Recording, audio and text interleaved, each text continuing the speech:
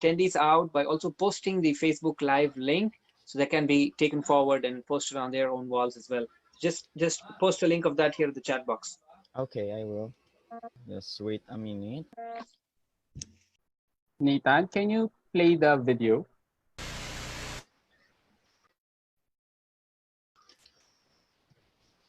Dear guests and fellow Toastmasters, to start our webinar, let us all welcome Division K Director, Edralyn Paul Gascon, Distinguished Toastmaster. Thank you, Toastmaster Nathan.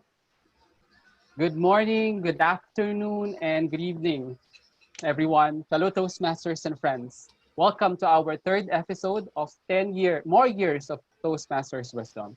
So as Division K Director, I officially open this webinar.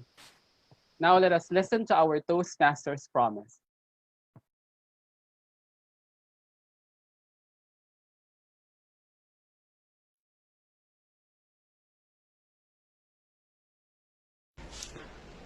As a member of Toastmasters International and my club, I promise to attend club meetings regularly, to prepare all my projects to the best of my ability, basing them on the Toastmasters education program, to prepare for and fulfill meeting assignments, to provide fellow members with helpful constructive evaluations, to help the club maintain positive, friendly environment necessary for all members to learn and grow, to serve my club as an officer when called upon to do so, to treat my fellow club members and our guests with respect and courtesy, to bring guests to club meetings so they can see the benefits Toastmasters membership offers, to adhere to the guidelines and rules for all Toastmasters education and recognition programs, to act within Toastmasters core values of integrity, respect, service, and excellence during the conduct of all Toastmasters activities.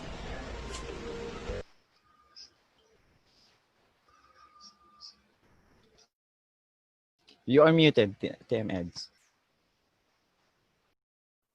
Okay, thank you, Toastmaster Nathan, for playing that one. So once again, hi, fellow Toastmasters and friends. So now let us welcome our host for tonight, Toastmaster Rafiq Ahmed.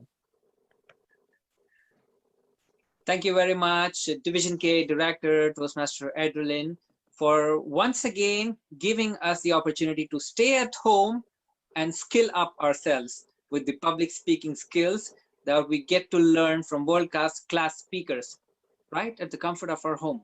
And when I say comfort, I really mean comfort. And those of you who are probably guessing right now, am I comfortably dressed? I am, trust me on that. And that's one of the best things about online meetings is that you can be as comfortable as you like and don't worry about it.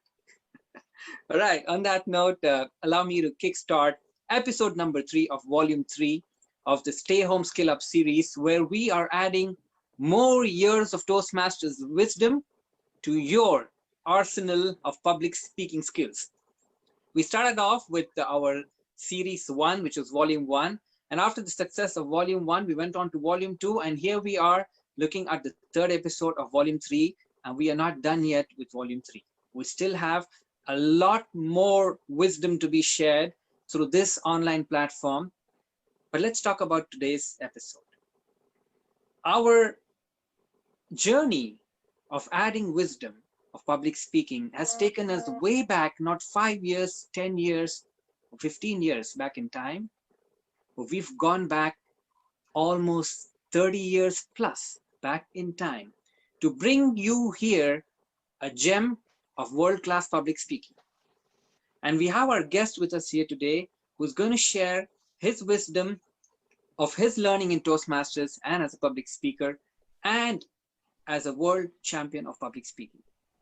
Back in 1987, when I look at all the old videos before the 1990s era, I would look at all the contestants and say, the judges would have a really, really tough time because all the speeches look like world championship winning speeches. However, in the recent past, it's very clear when you hear the contestants and you know this is a contestant that's going to win. But back in the days, it was not that easy. And I'm not the one to say that. We need to hear this from our guest speaker himself, who has been there and done that and has surpassed all these challenges and become the world champion of public speaking in the year 1987. But before I give the floor to the speaker, let me tell you a few great things about our speaker. To start with, our speaker today, who's featured in episode number 3, is the world champion of public speaking 1987. He's a recipient of the Toastmasters Presidential Citation for Service Award in 2007, a retired broadcaster since 1975, working primarily in television and radio, where his work stretched between 1975 all the way to 2000 and 2011. The Weight Watchers leader and a personal coach between 2012 and 2017, and currently a teacher's aide at the Deer Creek Intermediate School. Ladies and gentlemen, on that note, let me now allow you all to gain from this wisdom of public speaking, the champion himself, 1987 world champion of public speaking, Toastmaster Harold Patterson. Thank you, Toastmaster Rafiq. Very much appreciated. I just have to stop for a moment and just look and just realize where I am. It's amazing that we can join together like this halfway around the world. I'm here in Oklahoma, you're in the Philippines, and I think there are some others joining from other locations in the world as well. And I have really learned to enjoy this Zoom format and to be able to meet people and see people in a way that I maybe would never have been able to do it. It's unfortunate under the circumstances, but it is certainly a pleasure to be with you here today. Today I'm going to talk under the title of Anatomy of a Speech, and I'm going to screen share in just a moment and show you some slides, and we're going to walk through that. And I want to tell you a story of this speech, the speech that you saw as you were entering into the Zoom format here earlier, and break it down for you and really give you a look at how the speech was built in this one personal way that I did it, and share that with you. And maybe you can have a takeaway that when you get ready to build your speech, whether it be for a speech contest, a civic club, another Toastmasters club, wherever you're going to give that speech, maybe it'll help you in your preparation as well. So I'm going to go to the screen share now and see if this works for me. Okay, can everybody see that? Yes, sir. Somebody give me a thumbs up. Thank you. To give you a little background on this speech I gave, as you've seen on the slide, in 1987, the World Championship of Public Speaking. And I won the World Championship of Public Speaking with this speech, but it was actually developed a year before. I was in the international finals in 1986. And in 1986, I progressed, as you did at that time, through the speech contest protocol. I won the club, I won the area, I won the division, and went to the district, and I did not win. I was first runner-up. So it ended for me right there. The regional speech contest, regional conference and contest, was 3 weeks away. And the district contest, it was over for me because I took second place. So I let everything go and did not have a speech prepared for the regional contest. There was no need, I wasn't going.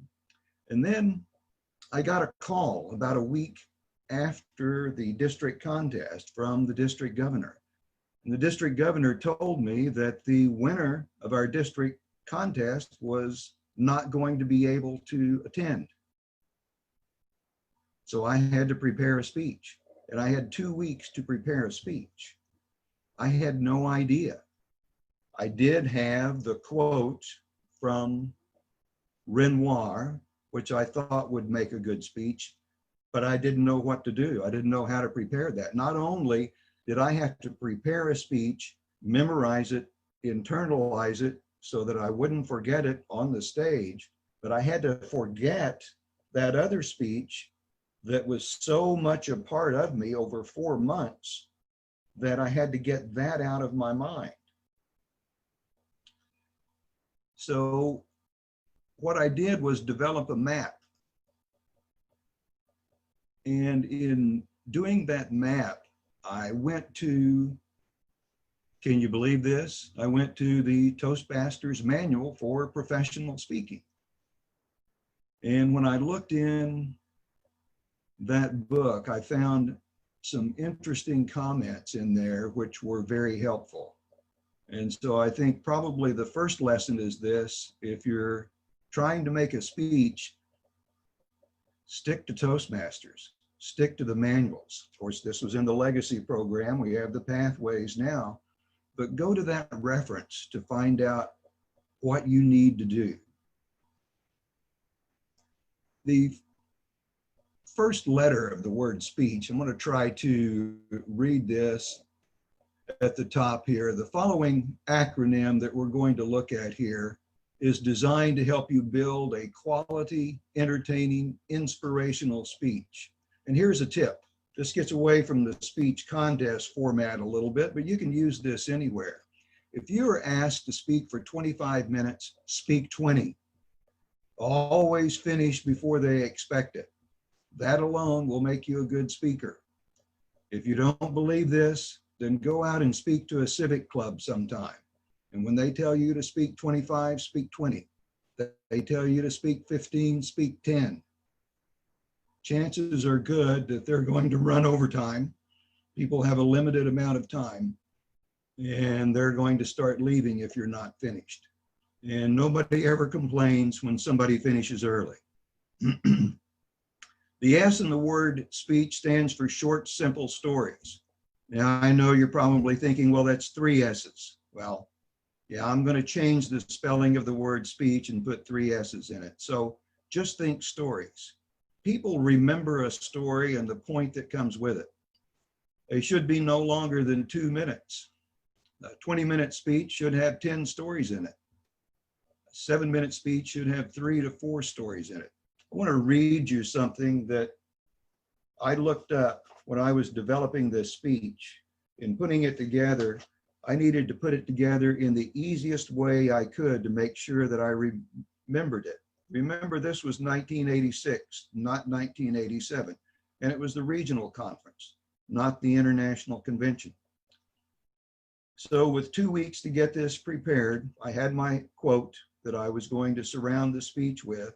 And I read this in the motivational speaking or the inspirational speech, the motivational speech out of the professional speaker's manual. It says this: motivational speaking is speaking in parables, telling lively and interesting stories about people who have achieved in spite of adversity. Well, I like this. This worked well for me because that's what I loved. I loved listening to Zig Ziglar telling those stories. I loved listening to Earl Nightingale telling those stories. I loved listening to Norman Vincent Peale telling those stories of people who had succeeded. So that's what I wanted to do. Then it says a 45-minute talk should be sprinkled with at least 15 or 20 2-minute stories. Make only a few points and illustrate them with human interest stories. So this was my model. This was how I started. Now, the P in the word speech is personalize your speech. You become more credible if you have in some way experienced what you're talking about. My mentor at that time was a man by the name of Dick Snyder. Dick Snyder was a past district governor in Oklahoma and a past international director for Toastmasters. And he said, Harold, you're a pretty good speaker, but you need to talk about yourself. And I said, I have a problem talking about myself. I want to talk about other people. You know, I'm not much. I want to talk about somebody else who's really done something. And he said, Harold, you've done something. We've all done something. In order for your speech to be credible, you need to let people know that you know what you're talking about. So include yourself in your speech. because people are sitting in the audience saying, what right does this person have to talk to me about this? But once you include yourself in some way, shape, or form, then it becomes credible. Two E's in the word speech. I'm going to put them both up there together. Energy and enthusiasm, they tie together. Energy comes naturally if you do the two above. If you have the short, simple stories, stories that you love, stories that mean something to you, that's going to create the energy and the enthusiasm that you need. If you personalize your speech, if you include yourself in there, that's an emotional moment, and people will feel that emotion because you're talking about an experience that you had. Enthusiasm works hand in hand with energy. Enthusiasm can be accomplished in just a whisper as well. You don't have to be jumping up and down to show enthusiasm. Emerson said, nothing great was ever achieved without enthusiasm. Confidence. Practice your speech. Make it part of you. If you're nervous before the speech, just remember that someone needs to hear what you have to say. Then you'll rise above the nervousness. There are many aspects of confidence. We gain confidence as we speak in Toastmaster meetings, as we participate in table topics, as we do all of the things that we're asked to do in the Toastmasters format, we gain confidence in making presentations. The one thing about the speech contest format is that we are limited by time. If you go 1 second past 7 minutes and 30 seconds, you are disqualified. So consequently, we must know our speech extremely well. And I don't recommend memorizing all your speeches, but for the speech contest, that speech, you not only need to memorize it, you need to internalize it and make it part of you. I think one of the things that you can gain confidence is by watching past speakers. Go and look at the person who won last year.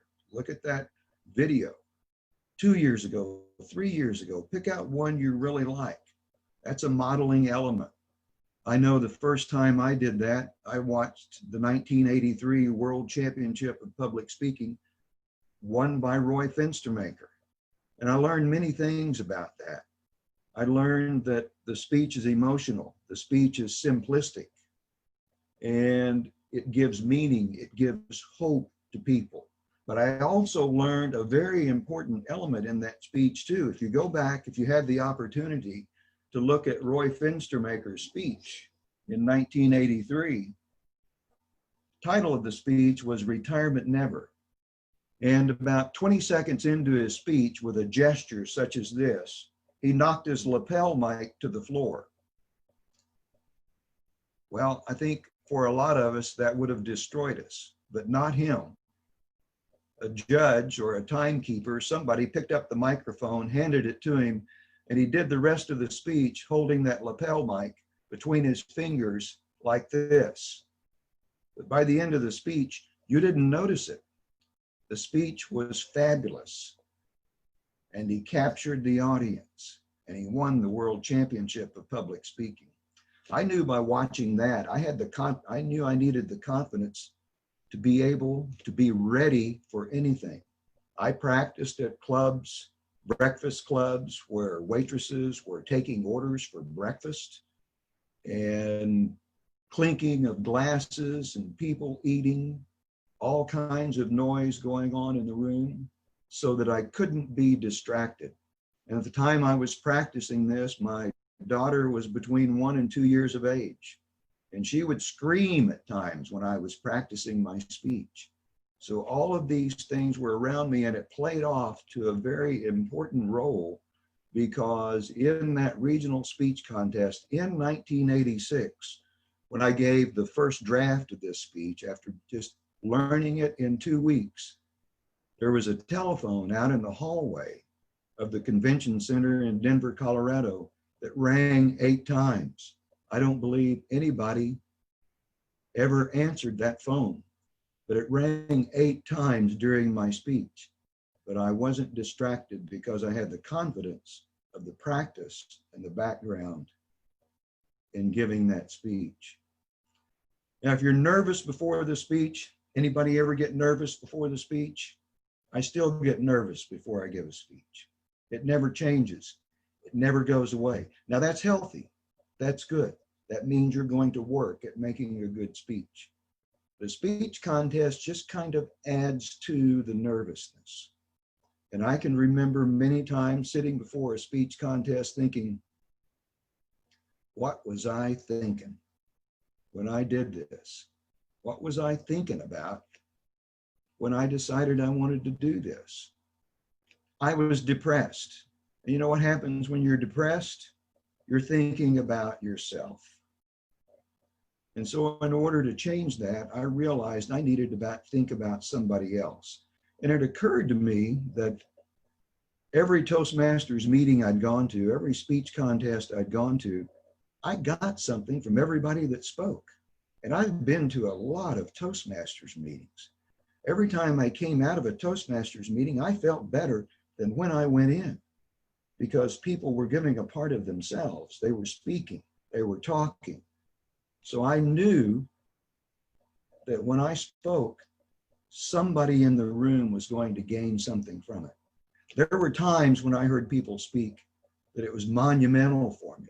It was life-changing. And I think, okay, this might be the day. This might be the speech. This might be the one that information I have might be very important to somebody. So I created a prayer. And the prayer went something like this. Oh Lord, I have a great speech. I will give it in the best way that I know. Somebody in this room tonight needs to hear what I have to say. Nothing else matters. I have a great speech. And with that, I would open my eyes and I would begin to scan the room. Say, who is that person? I'll never know. I'll never know. I'll never know who that person is, but somebody's in here. They need to hear my speech. And so I'm going to give this speech. By doing that, I took the attention off of myself, which was causing the depression. And then I began to think about other people. And that was an important element to gain the confidence to work this pattern all the way through, right up until the start of the speech contest. The H in the word speech is humor. It's the bookmark. People remember points that are made with humor. It relaxes your audience in mind and body. And sometimes you might think that you're not a funny person. You just need to think funny to start with. Think about things that make you laugh when you're just in a conversation one-on-one with somebody. Each of you laugh. What made that other person laugh? What made you laugh? And then think funny. I think one of my favorite movies was North by Northwest. And Cary Grant in that movie was walking out of his office with his secretary at the beginning of the movie. He gets in a cab with her and he said, do you think I look heavy-ish? And she said, no, I don't think you look heavy-ish. He said, well, I feel heavy-ish. I think I look heavy-ish. He said, here's what I want you to do Monday morning. Put a note on my desk that says, think thin. Think thin. So I want you to put a note on your desk that says, think funny.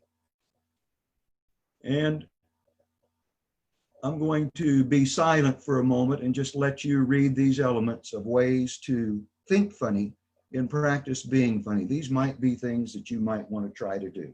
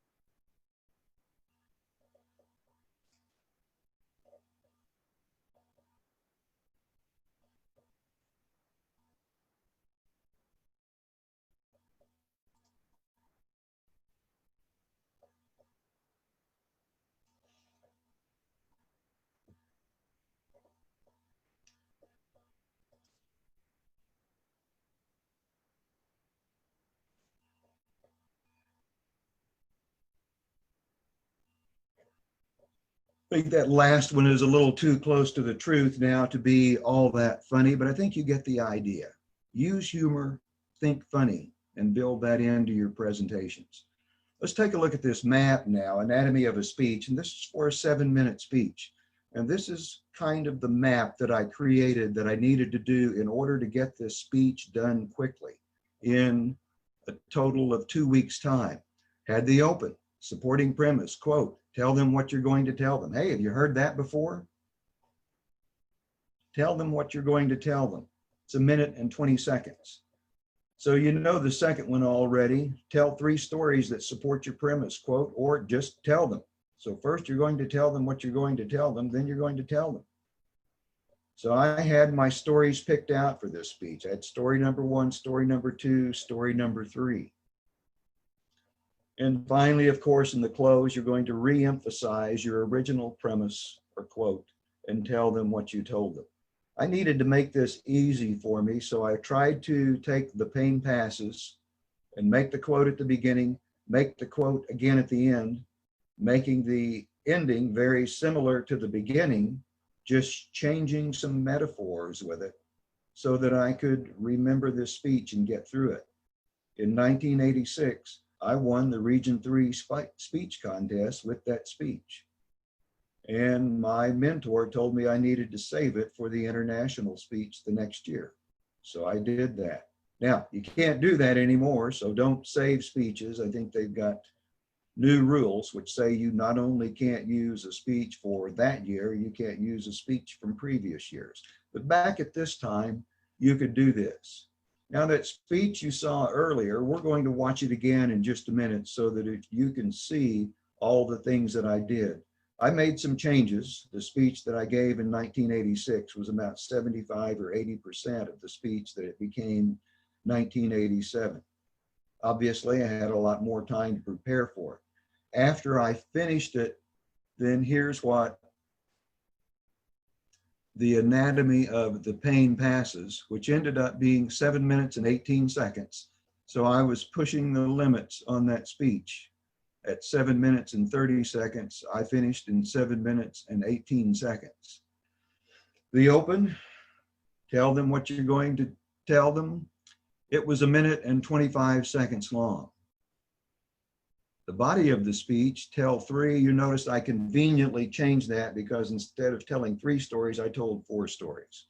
So now I've changed it to 3 or 4 stories that support your premise, quote, or tell them. Story number 1 was 1 minute and 15 seconds. Story number 2, 1 minute 27. Story number 3, only 59. And story number 4 was 1 minute 30. The close, tell them what you told them, was 42 seconds in length. So you see the difference. My opening 1 minute 25 to set the framework, set the groundwork, and the close 42 seconds. But I'm hammering home in that close what I started with up here. The whole thing surrounds and emphasizes this phrase right here, the pain passes. Now let's see if we can take a look at it again. If you want to go see it on your own sometime, you can go to youtube.com and look at, just type in Harold Patterson, the pain passes is the best way to do it. There's a number of ways to look it up, but I'm going to show you if I can on a new share. Hope this is okay with my host. I'm going to go to what I've prepared here and see if it works, and you can see and follow along for yourself and see if you can pick out the various stories, pick out the breaks, pick out the various ideas that I'm trying to do.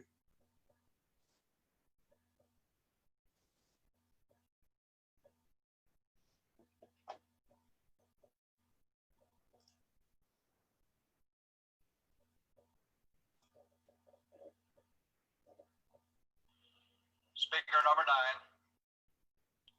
Harold Patterson. The pain passes. The pain passes, Harold Patterson.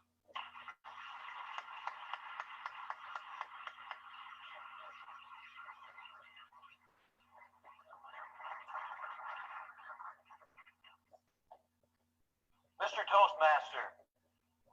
Fellow Toastmasters, friends, and distinguished guests. At the beginning of this century, in a home in southern France, the great French impressionist Henri Matisse watched as an easel was propped in front of a crippled old man.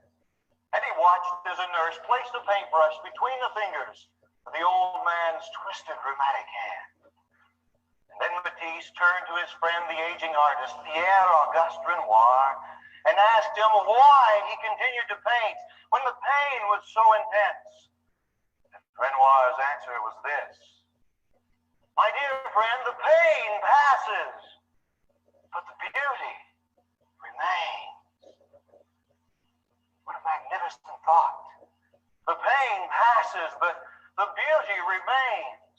Renoir's pain eventually took his life, yet the beauty of his works, the creation of his art, remains with us even today.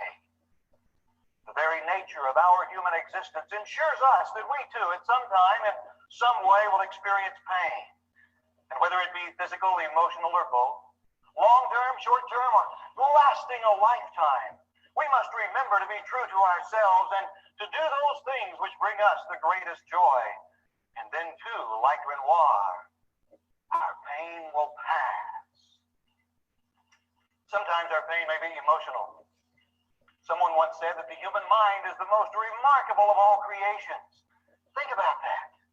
It starts working even before we are born. It works continuously 24 hours a day, collecting and storing information, and never stops until we stand up to give a speech. As Toastmasters, probably the greatest pain that we will experience will be in those anxious moments just before we give our first speech. Our icebreaker, remember? That knot right in the pit of your stomach, the trembling legs, the blood racing through your veins, those sweaty palms.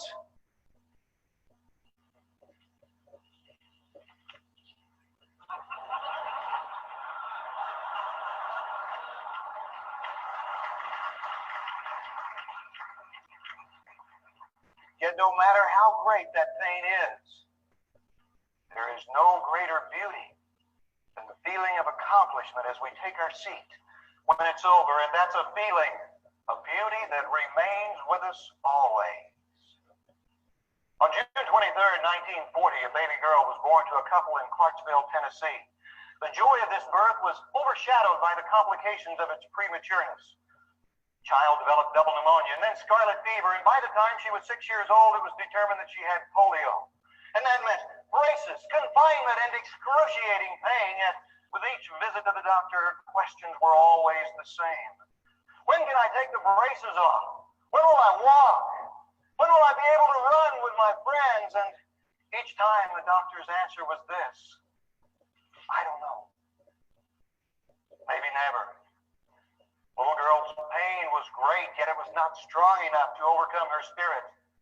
Because one day she did take the braces off. And she did walk.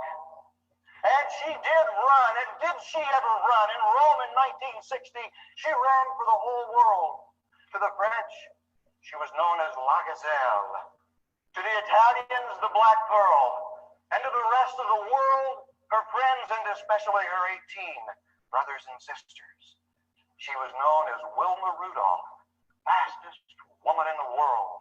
Winner of 3 Olympic gold medals in Rome in 1960, Wilma Rudolph was living proof that the pain passes and the beauty remains. The pain of losing a loved one is something that never quite goes away, yet in time, even the pain of a loss is eased by the remembrance of that person's life. In 1935, a man died tragically in a plane crash in Alaska. The entire world felt the pain of this loss. His gift was laughter, and at this time he was helping a troubled world laugh its way through a Great Depression. The loss of Will Rogers was a painful one indeed, yet the beauty of his life, his wit and wisdom, remains with us to this very day. Will Rogers said this: in Oklahoma, we have an average annual rainfall of 31.2 inches. And boy, you ought to be there the day we get it. again, the beauty remains. Sometimes our pain may be both physical and emotional. In 1983, a man and woman were married at the age of 34, and 2 years later, they decided to have a child. Not an unusual decision, but because of their age, they knew that certain precautions must be taken, and they were. After several thorough examinations, the doctor said, go for it. Their dream of having a child of their own would soon come true. And for the first 7 months, the pregnancy progressed flawlessly, but then the doctor noticed that something was wrong. A condition called preeclampsia would send the mother to bed under 24-hour hospital observation and threaten the lives of both mother and child. The only cure was to deliver the child now, but it was too soon, too early to do that. Valuable time was needed, so they waited and they prayed. 3 agonizing weeks went by. Finally, the doctor said, we must deliver this child now. At 5:21 p.m. on July 24th, 1985, the doctor handed me my newborn daughter. And he looked at me and said, she's 6 weeks premature and only 4 pounds, 4 ounces. She's a fighter, and she'll be just fine. And as the tears flowed freely, my wife and I now knew that the pain had passed and the beauty was here. The pain of life is inevitable for each of us. And whether it be physical, emotional, or both, long-term, short-term, or lasting a lifetime, we must remember to be true to ourselves and to do those things which bring us the greatest joy. And then finally, to remember, listen to, and embrace the words of Renoir as they are brushed across the canvas of our soul when he said, my dear friend, the pain passes, but the beauty, oh, the beauty remains forever. Mr. Toastmaster.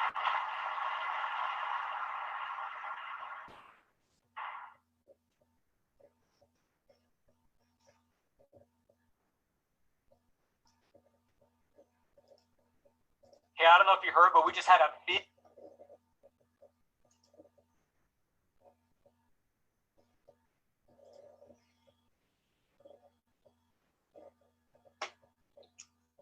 Okay, I guess I've got my sound back on now. I think the bottom line all of this that I want to point out to you is that I'm not any different from the rest of you. If I can do this, then you can do this too. I'll now return control to our Toastmaster of the meeting. All right. Thank you so much, distinguished Toastmaster Harold Patterson. That speech definitely is, I'll borrow the words from the chat box, that speech definitely is timeless. And before we move on, I would like to acknowledge the presence of 1991 World Champion of Public Speaking, distinguished Toastmaster Dave Ross, who in fact quoted you in one of his events at episode number 3 right before you. DTM Dave, thank you so much for attending and being with us here today. It's my pleasure and honor.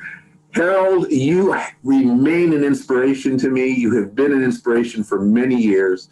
And I have a debt to you that I'm still trying to repay, because the other thing about Harold is he has been so generous to the people in our district. He's given us not only his words in his speech, but he's been a force to keep the district going and growing. If you meet anybody in Oklahoma who knows Harold Patterson, Toastmaster or not, the first thing they'll say, he's a fine man. And that's exactly who he is. Thank you, Harold, for being the fine man you are.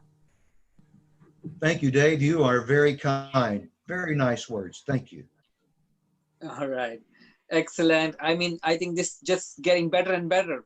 We've got 2 world champions in the house now. So with that note, ladies and gentlemen, our lovely attendees, this is your time to start posting your questions on the chat box, and I will guarantee that if time permits, I'm definitely going to acknowledge you and let you ask your questions directly to DTM Harold Patterson. But in order to kickstart our Q&A session, I would like to invite our first reactor for today. We're going to have 2 reactors. So the first among them will give us her feedback on the session and her takeaways from this particular workshop and kickstart the Q&A with the first question. To do so, let me invite Toastmaster Gladys. Toastmaster Gladys, go ahead and unmute yourself.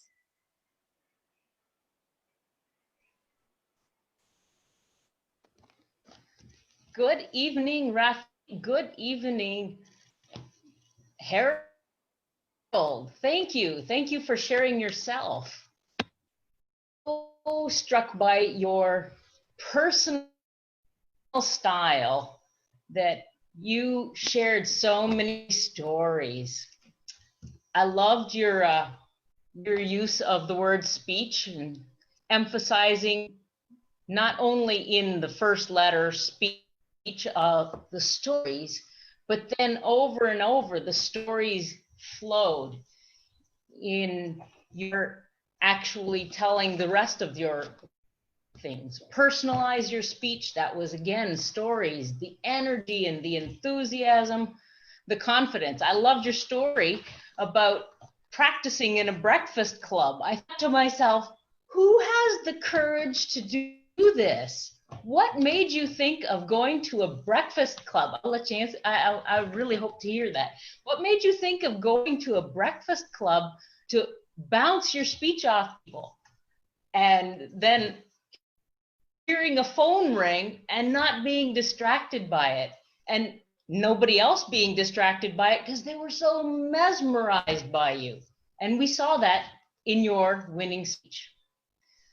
My personal struggle is, well, I have a lot of leveling up to do, but the humor one, that one I really have to work on more.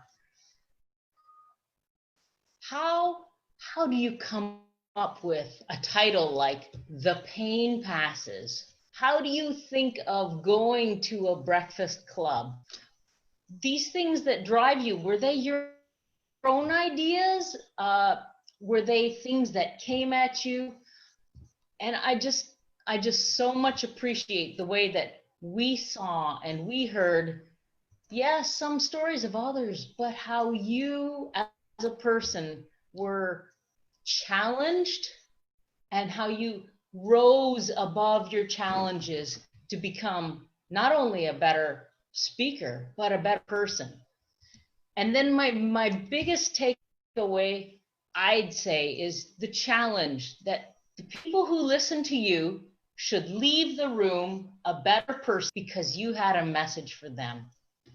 And I just really want to thank you for that.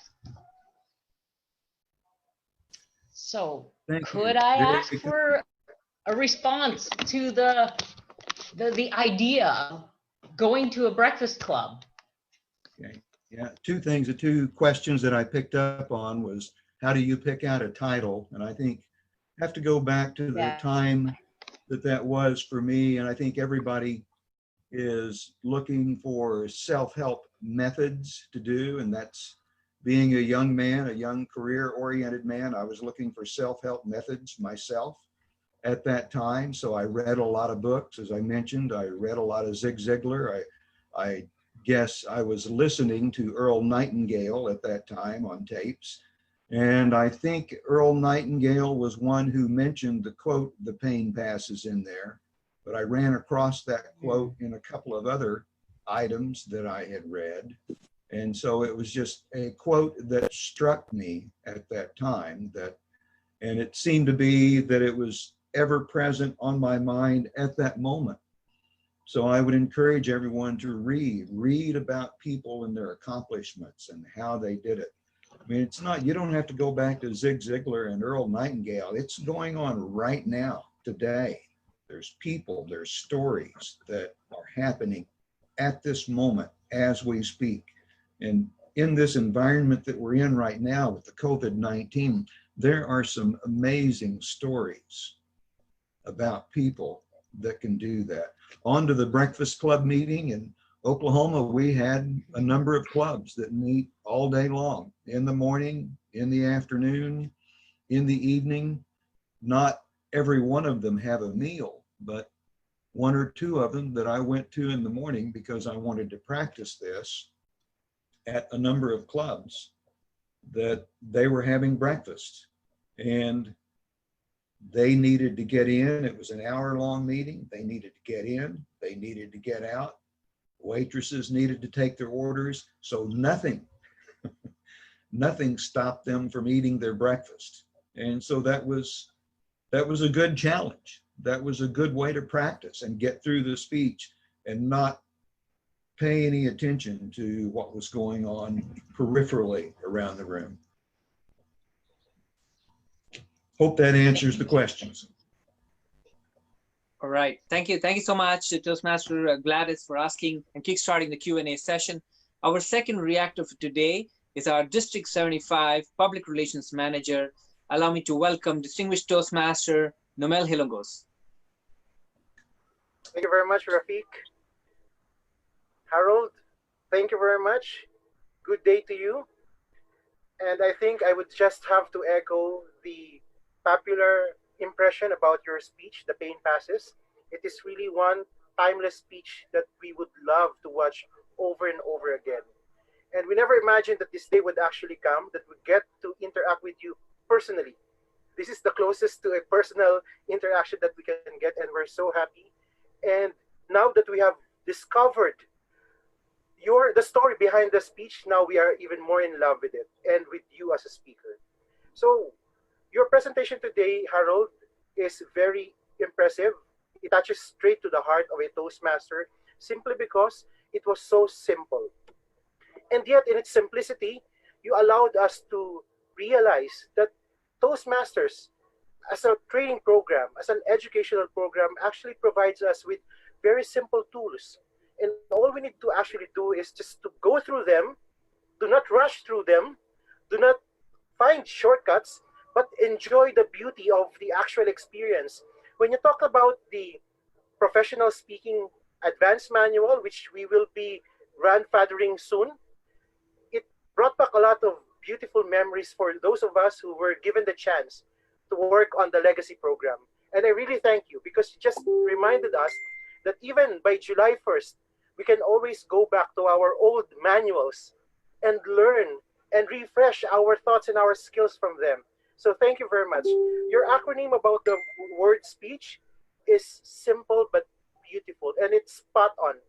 It gives us a very simple to follow instructions on how we can be better speakers, not just champion speakers, but regular, ordinary speakers who can make a difference in another person's life. So thank you.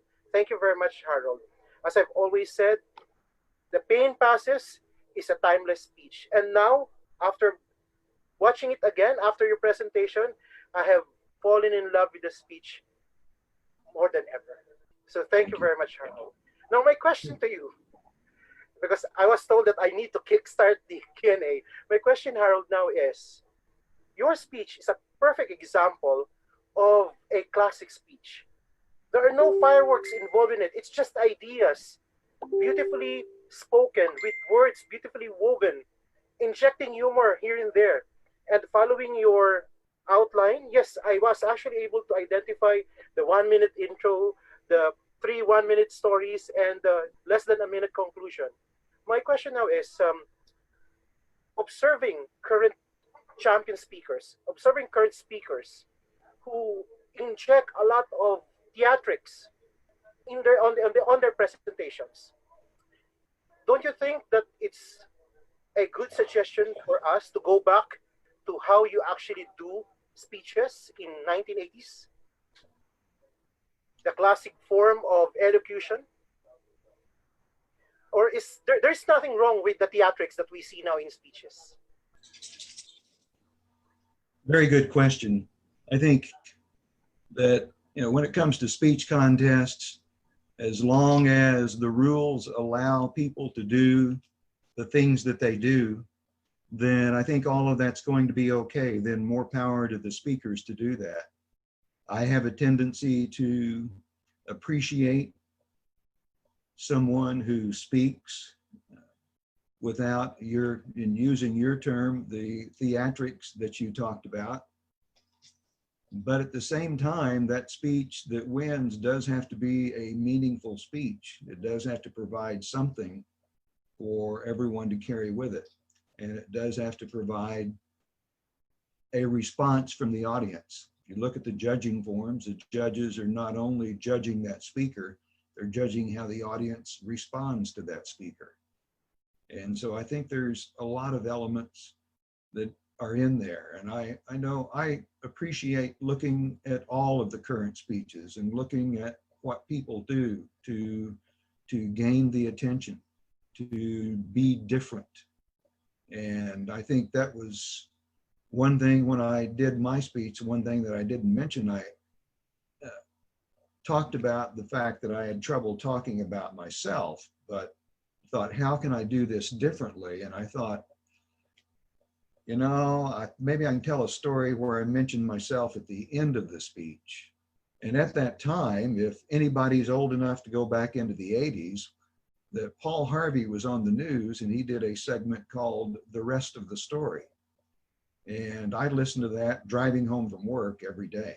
And on the rest of the story, what he told was a story about somebody, but he didn't reveal the name until he got to the very end. So it made you listen to the entire story. And I thought, okay, I'm going to do that. That makes me feel more comfortable about talking to myself, but I'm also going to do that in my other stories. I'm not necessarily going to reveal who it is until I get to the end. And so that was how I differentiated myself at that time. And I think everybody's looking for a way to differentiate themselves. Hope that answers a little bit. All right. Thank you so much, DTM Namel and DTM Dave Ross. I got a bow tie too. I've been inspired by you for the for the last couple of sessions. You have great bow ties. So I thought, they say do what the champions do, and here I am with a bow tie. Thank you so much for that. All right. I have a question of my own, Toastmaster Harold, as our attendees jot down the questions for you. I have a question of my own. I noticed at the right beginning of your presentation, you said we need to tell them what we want to tell them, and then you got to do this earlier in your speech. Now, I have heard certain speakers say this, that if you're going to give away the message right at the beginning, then people lost interest in your speech. So how do you tell them what you want to tell them right at the beginning, but at the same time maintain the same enthusiasm all throughout the speech, so that people don't go like, they go like, okay, that's what he's going to talk about. I've heard this before. How do you maintain that enthusiasm all throughout? Well, I think it's the stories that maintain the enthusiasm for you, the stories and the build up. And I will say, I don't think there's any one way to do a speech or any one way to win a speech contest. I don't want to be that person that says, don't do this or don't do that, or you can only do this, or make sure you never do that. I don't want to be that person, because that's not true. The very thing that someone might say, don't ever do this, then you're going to sit there and watch somebody win the world championship of public speaking doing that very thing. It all comes down to content, I think, and how you present that. I remember in 1986, just a little side note on that they were, of course, televising the speech contest at that time. Technology was not as sophisticated as it is now, and they said, we would appreciate it if you not wear white and red. White flared the camera, and red gave problems to the camera too. Well, I had made up my mind that I wanted to wear a white shirt and a red tie. So I did end up wearing the red tie, but my shirt was an off-white. It shows up as white on there. But in 1986, Arabella Bengtson, that won the world championship of public speaking, wore a white dress and a red scarf. So when someone tells you not to do something, that might be the very thing that you want to do. And I think when you're talking about holding interest, if you go back, or in my speech, if you go back to when I had to prepare it, I had to get the simplest method I could get to get it done and to get it memorized. So I went back to that old saying of tell them what you're going to tell them, and then tell them what you told them. because I had to get the speech put together. I had to get it memorized. And one of my greatest fears is to stand up on a stage and forget my speech. And I didn't want that to happen. I wanted to get through the speech. And then I discovered, hey, this really works. What they were talking about really does work. So hope that answers your question somewhat. It does. It does. Thank you so much, DJ Harold. We got a question coming in from Toastmaster Marites Abu Habil. Toastmaster Marites, if you can hear me, go ahead and unmute yourself.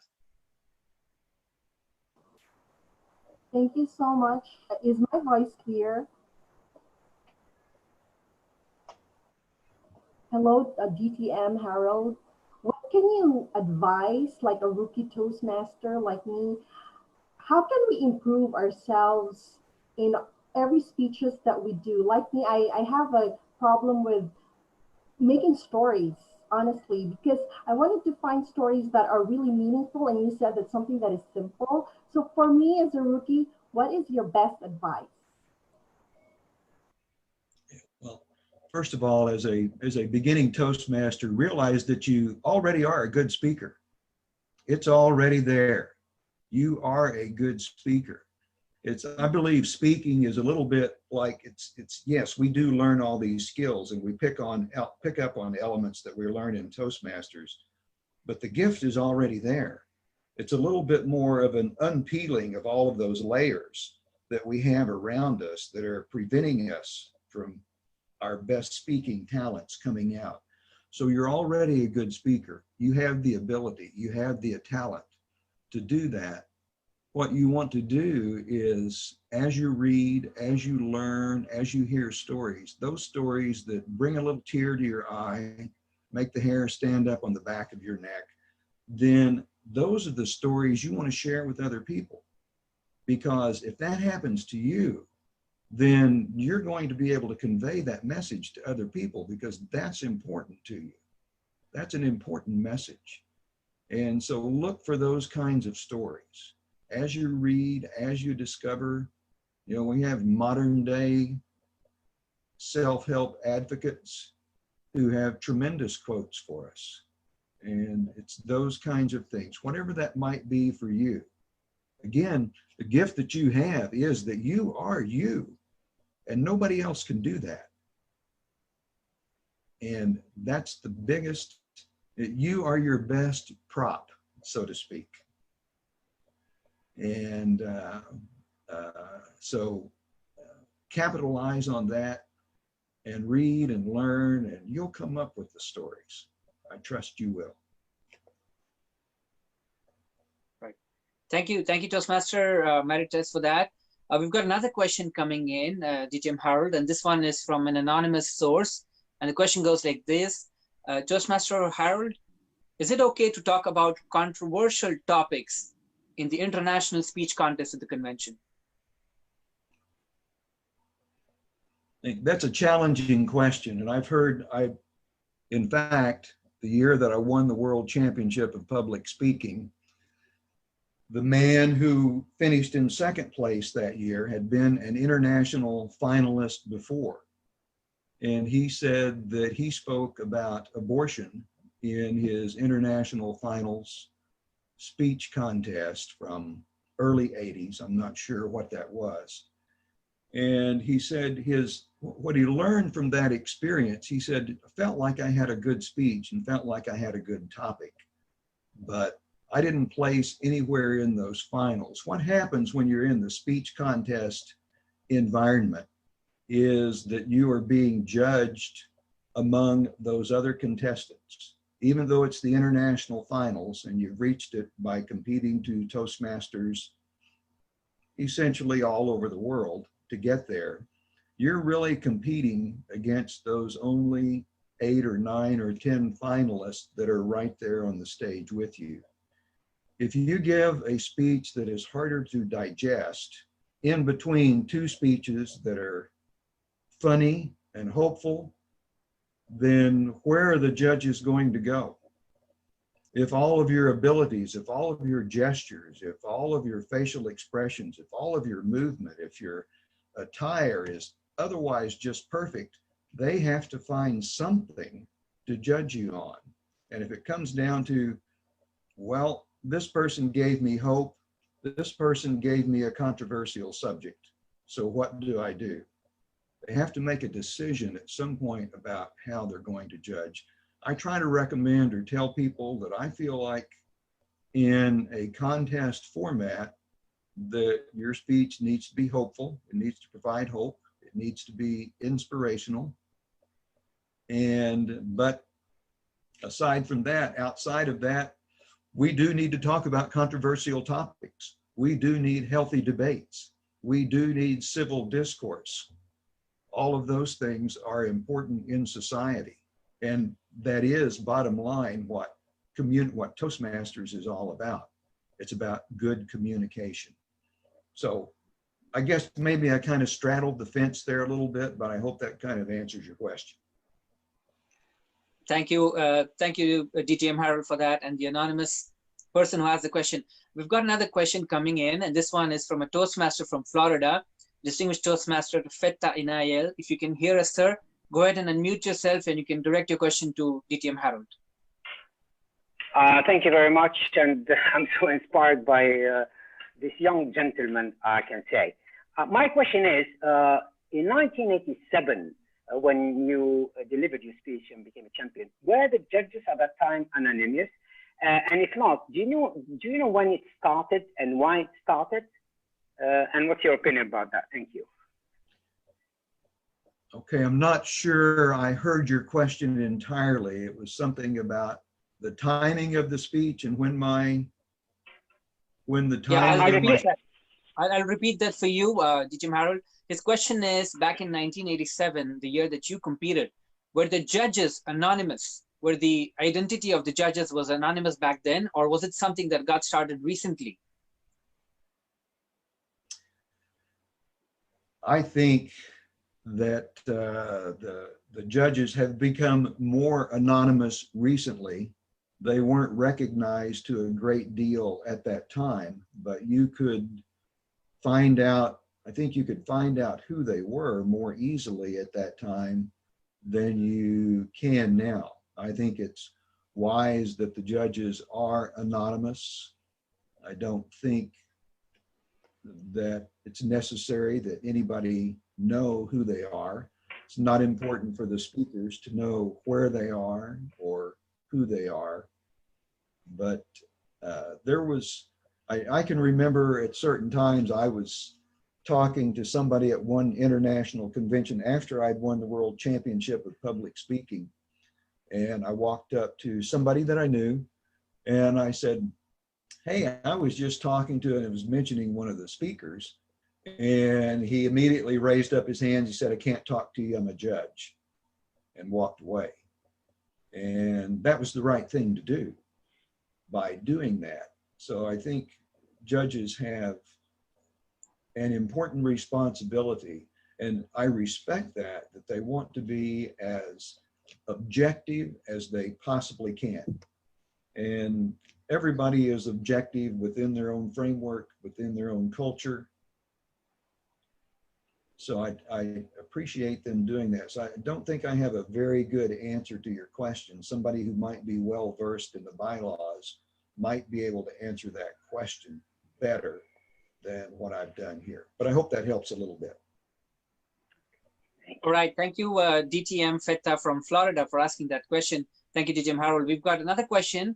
This one coming in from District 109, Greece, by Panos Corel. Toastmaster Panos, go ahead and unmute yourself. Thank you, Harold, for bringing what I could best describe as perennial speech writing wisdom. I see Dave nodding his head, so I take that as Dave's seal of approval for my choice of words. I've been looking for the right word, and this is exactly how it feels to me.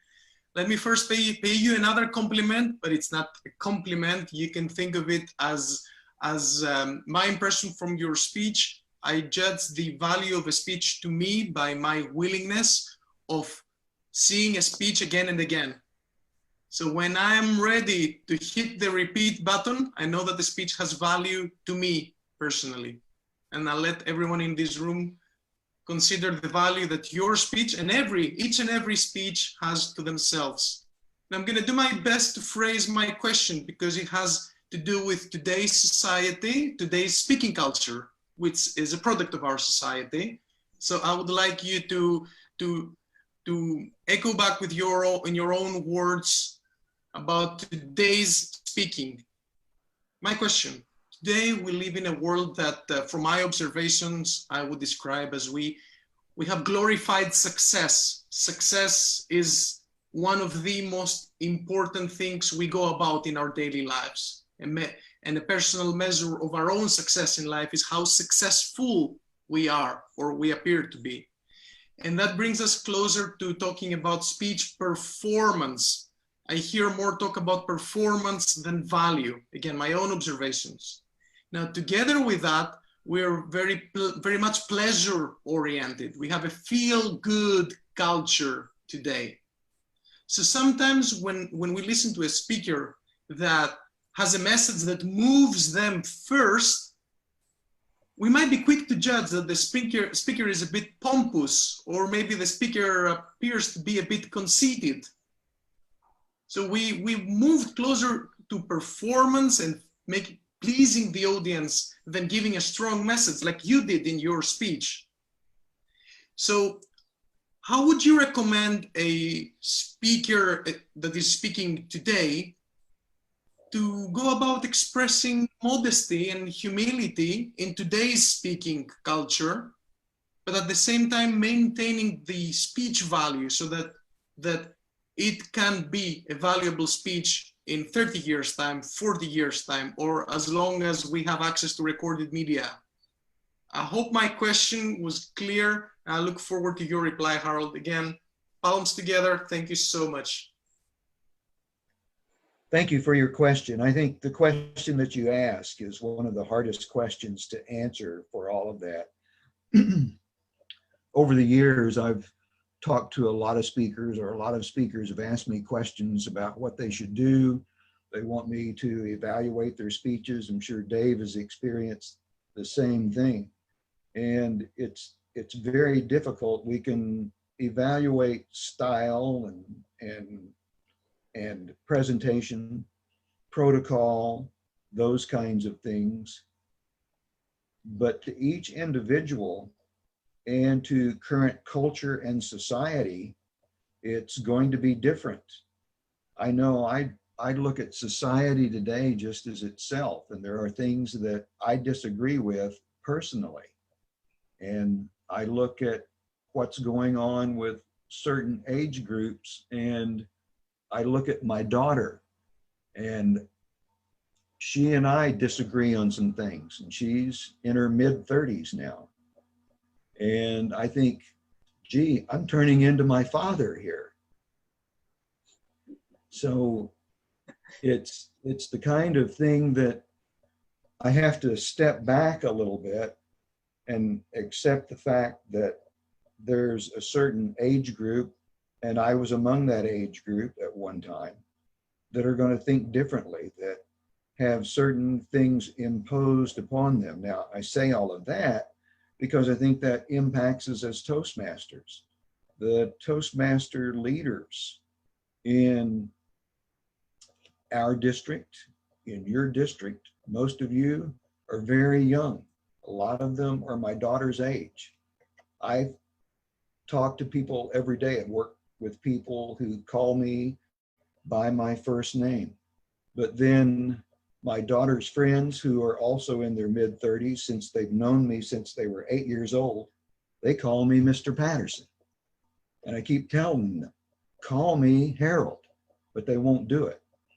It's because it's ingrained in there. So I think we have to have, as in the age bracket that I am, that have to have an open mind still to realize things are constantly in a state of change. And as you age, you don't keep up with change as fast as you once did. 10 years ago to me now seems like yesterday. 10 years ago when I was 25 was a whole different world. And so we have to keep all of these things in mind when we're talking to people, when we're talking to people about making speeches. And so I guess getting back to your original question is, make your speech that's important to you. Say what's important to you. Let's build on that. Yes, take all of the instructions from Toastmasters and learn how to build that so that you can get your message across. You're trying to sell, when you're giving a speech, you're trying to sell an idea. And I think that's why I like the format of telling the stories. Throughout that speech, I was trying to sell why the pain passes and the beauty remains. Told people that in the beginning, say, here's why it's true. This is why it's true. And that's what the stories do. And after each one of those stories, I said, but the beauty remains. And I think that's what you want to do, is that if you have a sales approach, and my background was in sales, and I knew you had to put your best foot forward or your best words forward in all aspects of sales. And so I think that's what you've got to do, no matter where it is or what age or culture that it might be. Long answer. Hope that helps. Thank you, Toastmaster Panos from District 109, Greece. We got another question coming in, and we have truly a multicultural attendance here today. This question is coming in from District 79, Saudi Arabia, by distinguished Toastmaster Nazir Al-Qasim. DTM Nazir Al-Qasim, go ahead and unmute yourself, sir, and direct your question. Okay, thank you so much, Rafiq, for giving me the opportunity. I'd like to thank Mr. Patterson. He is listening with Dave Ross. You guys make me feel good that at this age, you are still active Toastmasters and giving it to us. Thank you so much. Now, I remember I lived in Oklahoma, Norman, for 3 months. I know it is hot like here in Saudi Arabia.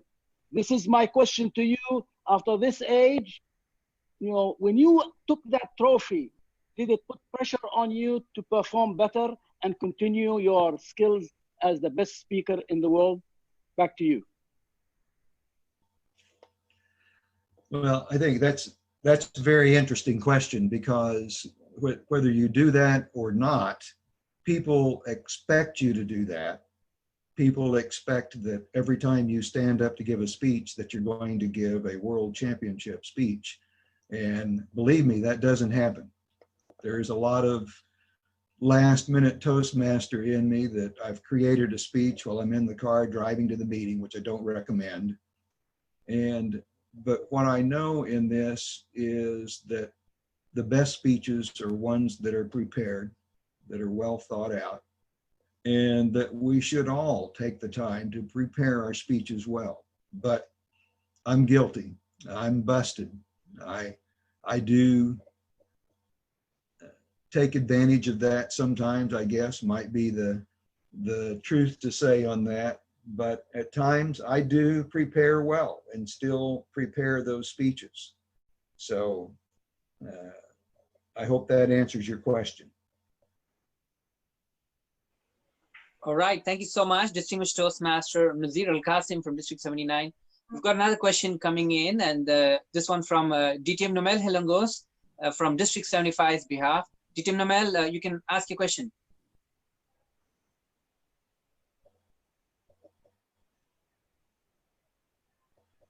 Okay, I guess you have some technical difficulties. I'm going to ask the question for you. All right, the question is,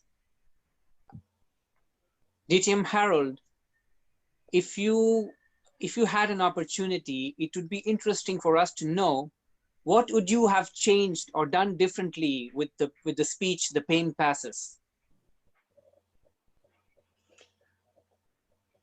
I think in this day and age, two things that I noticed that speakers are doing that I didn't do. And one of those is a simple thing that I don't know why I didn't think of it, but I think it's great, is waiting until you've opened the speech before you've recognized the chair. And I think that's great. I love that. I started, if you remember when I started my speech, I immediately recognized the Toastmaster, recognized the chair. And that's just what was done at that time. And other places in the speech, I think I might have been more demonstrative in some other areas. I may have choreographed my movements a little better. I look back at them, I think they were pretty good. As far as the contents of the speech, you have to remember, I made a lot of changes in this speech over a period of more than a year. And so I don't know, as far as the phraseology, I got to the point where I was working almost on every word of that speech. And in creating various metaphors in there took some time. The idea of holding my hands up and noticing my own sweaty palms when I said that, that didn't come until very close to the contest that I needed to say that. I had the entire line, it didn't change the line any in it, but to hold that for a moment and hold my hands up and then look at them, that was just a few days before the contest. So there was a lot of work going on in this speech leading right up, well, not a lot of work. There were just some minor changes as the days got close. I don't recommend changing your speech as you get very close to it. But certain metaphors that I added in there, the brushed across the canvas of your soul is one that came to me that fit in with the topic, fit in with Renoir, talking about a canvas and talking about a brush. And so those kinds of things develop over time. So as far as the wording, I don't think I would change too much, but I noticed there's a lot of instruction in terms of choreography. People talk about now, when you speak and you're referencing one person or one topic and you're standing over here to do this, that if you're going to talk about that person again, that you need to come back to that spot on the stage. And I think that's very good advice. That's not something that I had or that I knew about at that time. But that might be something if somebody said, okay, Harold, we're going to do the 1987 contest all again, then that might be some things that I would look at. All right. Thank you so much, DTM Harold. We've got time for very few questions now. We've got one coming in from Division F Director, Toastmaster April. Toastmaster April, please go ahead and unmute yourself now. Good evening, everyone, and good evening, Harold. You don't like the title. It's not really a question. I was just so touched with the directness and the authenticity of what you shared. I don't know if it comes with age, no offense meant. It's how you put perspective in our delivery. It's how you put perspective and value to what we should say. I resonate the most with the question of Panos. So it's not really a question. It's more on, I know you've shared so much, but if you could share some more about why you're staying in Toastmasters, despite it seems like you're so calm, your countenance is apparent. So for us who are still here and who are still trying to be the best version of ourselves, how else can we improve? Maybe perhaps in speech writing or in content searching, but what else is there out there? Good evening. Thank you for that. And I think that's one of the hard things. If you look at the statistics on the length of time that a person stays in Toastmasters, it's not as long as we would like for it to be. But I think one of the things that I keep remembering about it is that I get excited about meeting new people, making new friends, and it's a great resource for doing that. If you look, I joined Toastmasters when I was in my early 30s, and I made a lot of friends. And when it's a little bit difficult right now on Zoom. You don't get meet the people as well as you could, although I think Zoom is wonderful, but meeting them in person is what you want to do. And when you get back to that, I would encourage you to step outside of your club, go to conferences, meet people, make friends, make acquaintances. You might see these people only once or twice a year, but they'll become great and long-lasting friends. And I look back now over the 37 years that I've been in Toastmasters, and I've made a lot of friends. And that's something that I appreciate very much and something that I count on. And I can't wait to get into my Zoom meeting with my club each Thursday night and be with them and see them and talk to them. And it's these kinds of things that you just can't set aside. And I believe that unfortunately some people just aren't members long enough. Now they come in and they join for certain educational purposes, and I understand that. Once they've accomplished their goal, they move on. And I think for them, I'm glad that Toastmasters was there. But I think in order to last, then establish those friendships, meet people. And those are the things that are going to keep you in the organization. All right. Thank you, Toastmaster April, for that question. We have time for last two questions. I have a question here on the chat box. Let me see. This is coming in from... Apparently, I am not able to see the question here. Just one moment, sir. Okay, this one's coming in from Toastmaster Paulo Carranza. Toastmaster Paulo Carranza, if you can hear me, please unmute yourself, sir, and you can direct the question to Toastmaster Harold. Oh, can you hear me? Perfectly well, yes. Yes.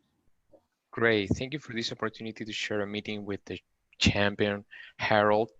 It was a very inspiring one. And I just want to ask a technical question because I'm very interested in giving answers to people who ask me the same question over and over again. And so here it goes. It's about memorizing versus having a general idea on the topic and just going with the flow. What's your take on that, Harold? Well, what I mentioned earlier, as far as memorizing the speech, I think that's only important in the speech contest format, that you've really got to memorize and internalize that speech in the speech contest because of the time constraints that you're dealing with. If you go over time, you're disqualified.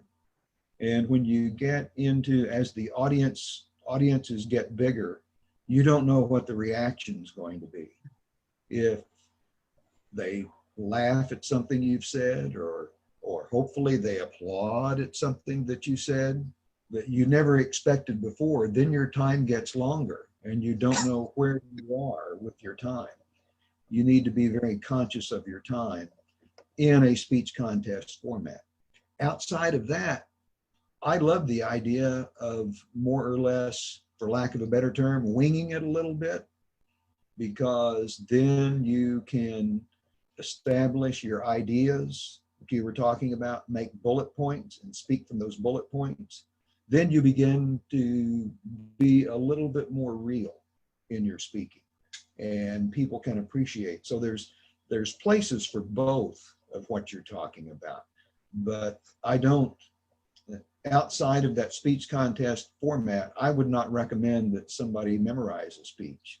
Just have the general idea of what you want to talk about. And yeah, maybe you want, if there are some complex sentences in there that you're going to have, you might want to review those so that you can say those correctly and get your point across. So I do agree that some rehearsal might be needed. And you might say to yourself, no, I want to say that like this, or I want to change this, or I want to move this down here because it fits better down here. So the rehearsal becomes important, but certainly not as important to memorize the speech. All right, thank you so much, Toastmaster Pablo Carranza. Now we're coming to the close of our session, and I feel that our session won't be complete if I don't do this. And this wasn't planned, I'm just doing it off the cuff.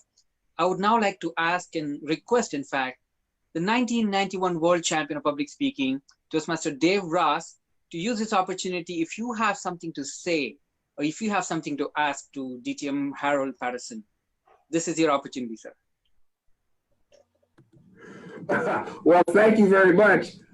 I often have the opportunity to ask him questions. I don't always exercise it, but yeah, I don't want to ask him a question. I just want to highlight something. Someone mentioned that he has such a very calm countenance and he's always together. That's who he is. He is, if there is one Toastmaster that you could emulate, it would be Harold Patterson. If there's one man that you could emulate as a member of the community, as a member of a family or an organization, it would be Harold Patterson. And you know, there really is, he doesn't know this, but there really is a Harold Patterson fan club here in Oklahoma. People that, you know, just realize what a fine man he is. And I'm certain it has been something he's worked on. Maybe he was born that way, I don't know, but we are awfully appreciative that you are who you are and that you are as generous with your time and your talents and your speeches as you are. It was mentioned that he is a teacher's aide. He teaches in our schools. And I just think what lucky kids they are. What lucky kids they are. So I have no question for you, Harold. I'll ask you later on. But I just wanted to praise this publicly one more time. Thanks, Dave. All right. You're very kind. I appreciate it. Thank you very much. Thank you so much, Toastmaster Dave Ross, the 1991 world champion, and thank you for taking my request ad hoc, and I know this was not planned. Thank you so much for that. On this note, I would now like to ask our guest speaker, DTM Harold Patterson, to give us his closing remarks before we end the session.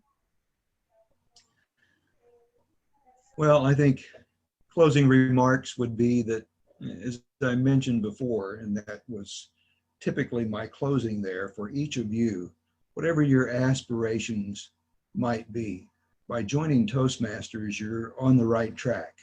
If that's a speech that you want to give, if that's a speech contest that you want to participate in, then yeah, go for it.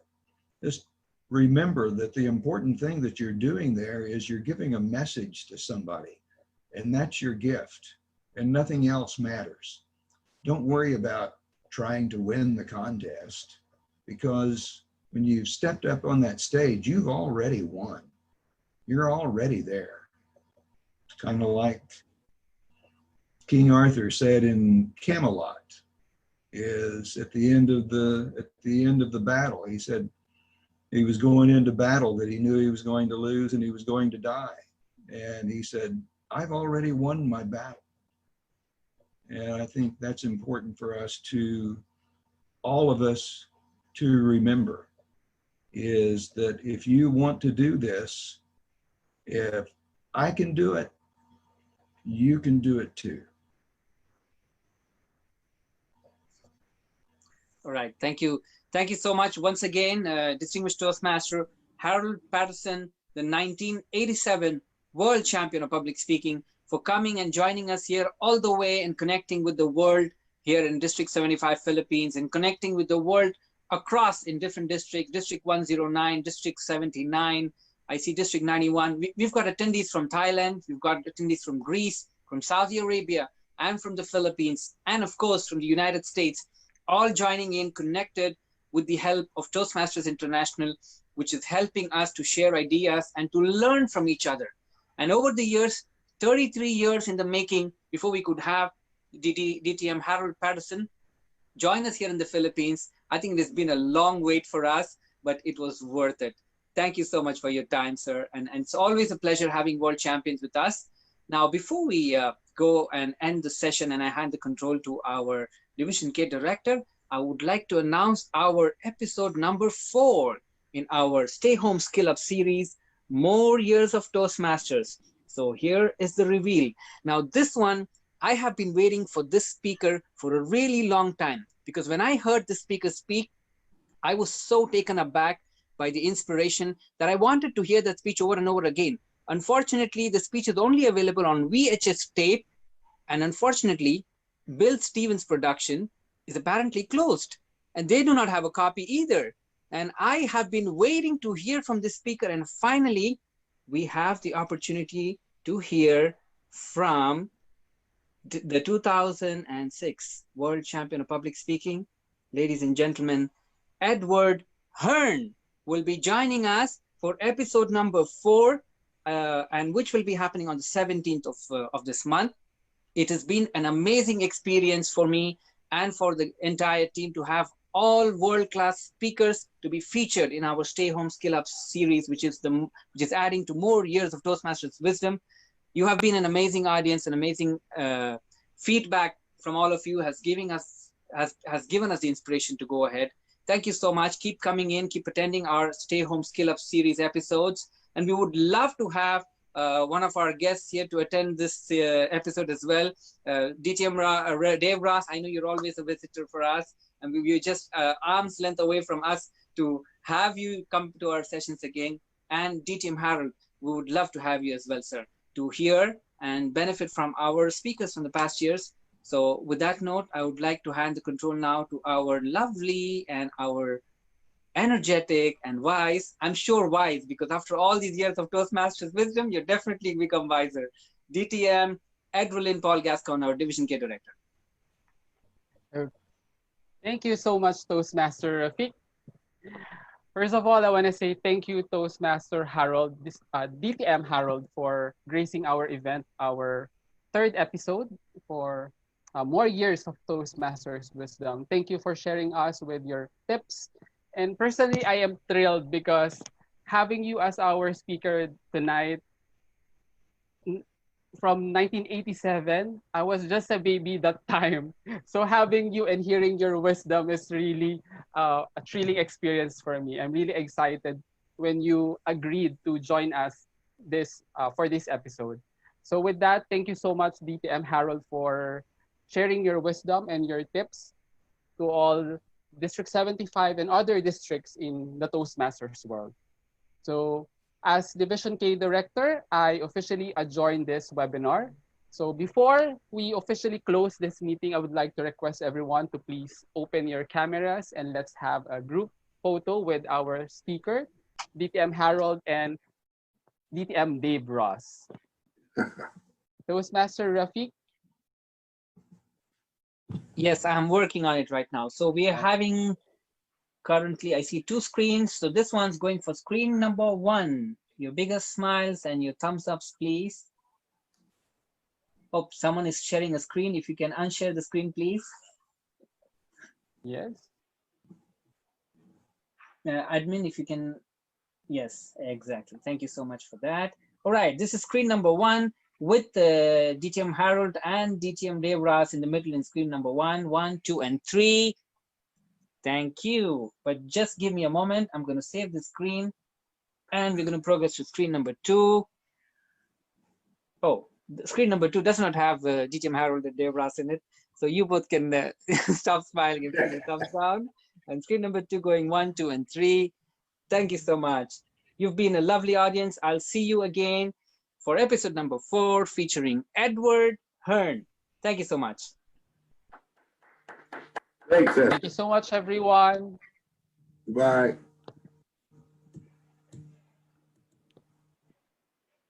Toastmaster Harold, thank you so much.